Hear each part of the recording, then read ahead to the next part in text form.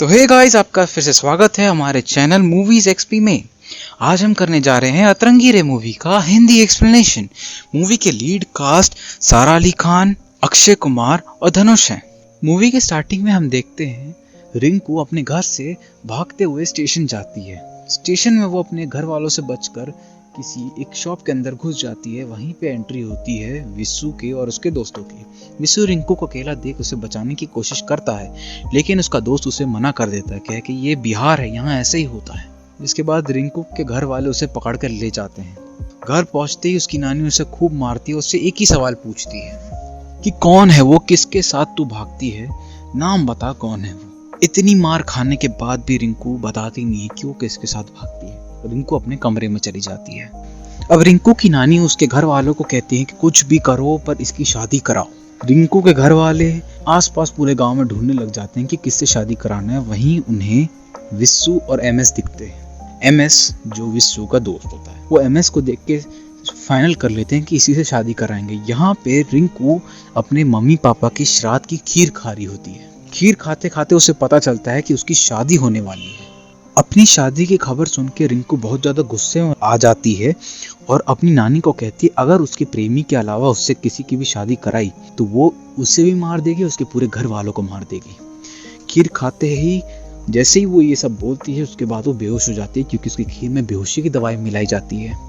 अब उसके घर वाले एमएस को पकड़ने जाते, लेकिन अंधेरा होने के कारण वो विशु को पकड़ ले आते हैं। विशु जैसे ही बाहर निकलता है बोरी के, वो उन सबको देख के डर जाता है और गुस्से में तमिल में बड़बड़ाने लग जाता है। तो उसके घर वाले बोलते तुमको यही मिला था, पर उसकी नानी कहती है कि चाहे जैसा भी हो अब इसी से शादी होगी। जिसके बाद विशु को लाफिंग गैस सुंघा दी जाती है और वो हंसने लग जाता है। यहाँ बेहोशी की हालत में ही रिंकू को पूरा सजा दिया जाता है। इसके बाद दोनों को मंडप पे बिठा दिया जाता है और उन दोनों की शादी करा दी जाती है और उनको स्टेशन ले जाया जाता है, जहाँ उन लोगों को दिल्ली भेजा जाता है। अब रिंकू को जैसे ही होश आता है तो वो ट्रेन में अपने आप को पाती है और गुस्से में कहती है कि वो ये शादी को नहीं मानती। वहीं विशु भी कहता है कि वो इस शादी को नहीं मानता, उसकी शादी ऑलरेडी होने वाली थी और अगर उसके घर वालों को पता चला तो उसे जान से मार देंगे। इसके बाद दोनों डिसाइड करते हैं कि दिल्ली आने के बाद वो दोनों अपने अपने रास्ते चले जाते हैं। अब वो दोनों अपने अपने लवर का नाम बताते हैं। विशु बताता है कि वो जिससे शादी करने वाला है उसका नाम मैंडी है, और फिर रिंकू बताती है वो जिस शादी करने वाली है उसके लवर का नाम है सज्जाद अली खान, जो एक म्यूजिशियन है। स्टेशन पे पहुंचते ही रिंकू को अकेला देख विशु से बोलता है कि तुम मेरे साथ चलो, और वो उसे अपने बॉयज हॉस्टल ले आता है। बॉयज हॉस्टल में जैसे ही वो घुसता है तो वो एमएस को पाता है। एमएस को देख के वो बहुत गुस्से में आता है। पहले तो वो रिंकू को बोलता है कि कमरे में जाओ, उसके बाद एमएस को खूब मारता है और उसे सारी बात बताता है कि कैसे उसकी जबरदस्ती शादी करा दी गई। अब रिंकू, विशु और एमएस वो विशु की सगाई के लिए अपने घर जाते हैं। वहाँ घर जाते ही रिंकू विशु से काफी फ्लर्ट करती है, जिसके कारण वो डर के मारे मैंडी को सब कुछ बताने जाता है, लेकिन उसका दोस्त उसे मना कर देता है। वो कहता है अगर तुमने उसे सब कुछ बताया तो बहुत प्रॉब्लम हो जाएगी। इसके बाद कहीं ना कहीं से मैंडी को रिंकू और विशु की शादी की फोटोज मिल जाती है, जिसको देख के वो बहुत गुस्सा हो जाती है और उस पर चढ़ बैठती है। तो उसके घर वाले भी बहुत गुस्सा हो जाते हैं। जिसके बाद मैंडी के फादर रिंकू को घसीटते हुए लेके आते हैं और जोर से विशु चिल्लाता है, हाथ छोड़ो उसका, हमारी शादी भले जबरदस्ती हुई हो पर लेकिन वो मेरी पत्नी है। ऐसा कह के वो वहां से निकल जाता है और मैंडी को सॉरी भी बोलता है। बाहर आते ही वो लोग सब बस में चढ़ जाते हैं और वो मैंडी के फादर से कहता है कि चाहे जो भी लड़की हो तुम्हें उसकी रिस्पेक्ट करनी चाहिए। जिसके बाद वो लोग वहां से चले जाते हैं। अब हॉस्टल पहुंचते ही विशु बहुत ज्यादा उदास रहता है। रिंकू से समझाते हैं कि वो मैंडी को समझाएगी, लेकिन वो उससे कहता है कि उसे समझाने की जरूरत नहीं है, और वो उसे तमिल में कुछ कुछ कहता है और फिर शांत हो जाता है। क्योंकि अब वो उससे मैंडी को पसंद नहीं करता, वो रिंकू को प्यार करने लग जाता है। वो तमिल में रिंकू को अपने प्यार का इजहार कहता है, पर वो समझ नहीं पाती है। जिसके बाद वो कहती है कि सज्जाद आ गया है, वो बाहर चली जाती है। फिर वो एमएस से मिलता है और उससे कहता है कि वो उसके बॉयफ्रेंड से नहीं मिल पाएगा, तुम जाके मिलो। तो एमएस उसे समझाता है कि तुम्हारे साथ इतने साल रहा हूँ, मुझे मालूम है कि तुम उसे तमिल में आई लव यू कह रहे थे। जिसके बाद एमएस उसे कैंटीन मिलने जाता है, जहाँ वो देख के बहुत ज्यादा डर जाता है और दौड़ते दौड़ते विशु के पास आता है और उसे समझाता है और उसे बताता है कि भाई कोई सज्जात वज्जात नहीं है, ये रिंकू की दिमागी हालत खराब है, वो किसी को इमेजिन करके उससे बात कर रही थी।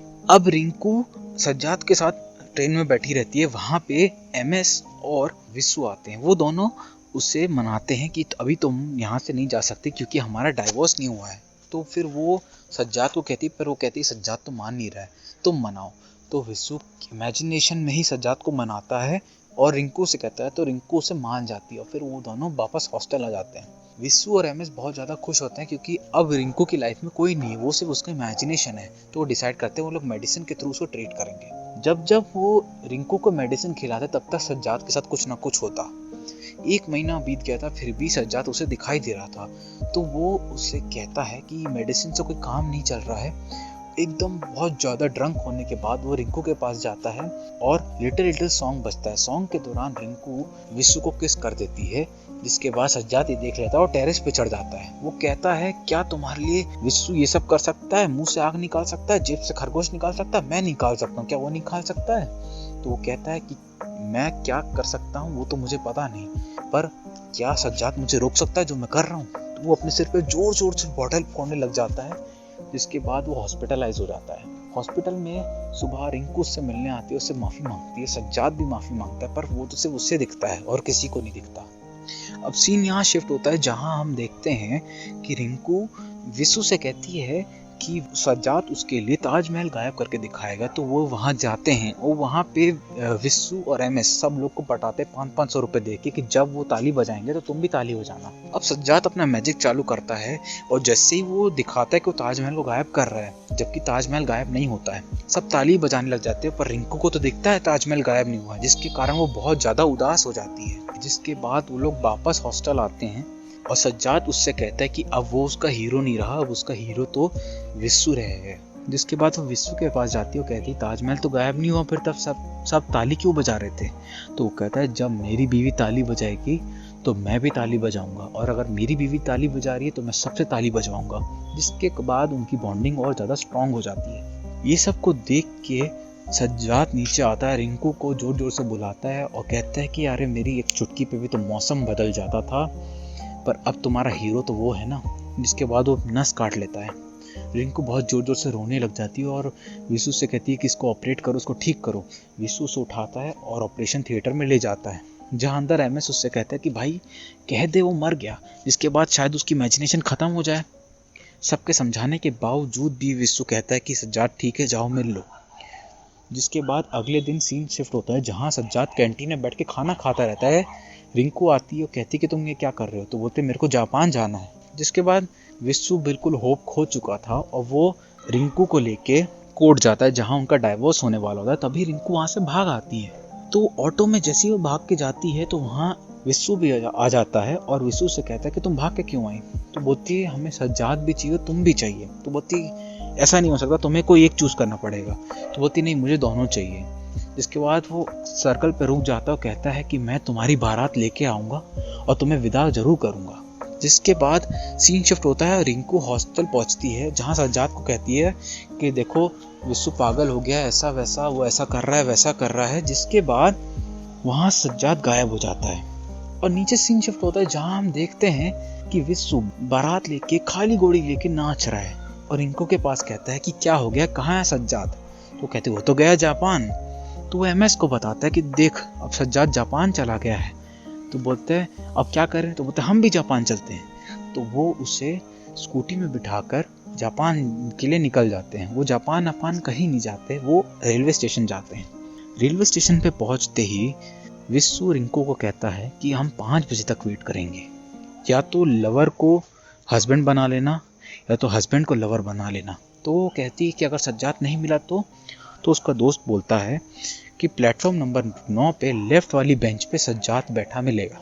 जिसके बाद सीन शिफ्ट होता है और हम देखते हैं कि रिंकू वहाँ पहुँचती है। बेंच पे सज्जाद और एक लड़की को बैठा देखती है। वो लड़की सज्जाद को पापा कहती है। जिसके बाद वो कहता है आप बैठ, देख ये तू ही है, ये तू ही है, जितना भी ये बच्ची जो है वो तू ही है।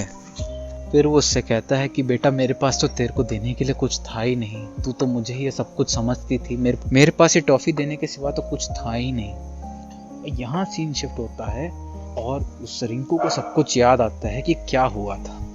सज्जाद जानने से पहले उससे एक चीज जरूर कहता है कि तेरी माँ में बहुत हिम्मत थी पर तुझ में इतनी हिम्मत नहीं है। अरे वो तो मेरे से प्यार करती थी, इसका ऐलान उसने हाथी पे चढ़कर कहा था और तू तो मुझसे ही नहीं कह पाई। पर उस साले में बहुत हिम्मत है, वो तुझे संभाल लेगा। अब एंडिंग का सीन आता है और जहाँ हमें पता चलता है कि रिंकू को वो सब चीज़ें याद आती है, जहाँ पे वो देखती है कि सज्जाद एक शो कर रहा होता है, वो उसकी माँ दोनों वहाँ बैठे होते हैं। सज्जाद जो अपने ऊपर पेट्रोल डालने वाला होता है, उससे वो उसके रिंकू के घर वाले चेंज कर देते हैं, जिसके बाद वो रियल में पेट्रोल उसके ऊपर चला जाता है, वो जलने लगता है। सज्जाद को जलते देख रिंकू की माँ भी उसके पास जाती है, उसे रोकने की कोशिश करती है, पर लेकिन दोनों जलने लग जाते हैं और दोनों वहीं पे मर जाते हैं और रिंकू ये सब झेल नहीं पाती और तभी उसे सब कुछ समझ में आता है। फिर एंडिंग सीन में हम देखते हैं कि विशु शादी के कपड़ों में मिठाई लेकर सबको दे रहा है कि मेरी वाइफ वापस आ गई, मेरी वाइफ वापस आ गई, और वो दोनों गले मिल जाते हैं और यहाँ मूवी खत्म हो जाती है।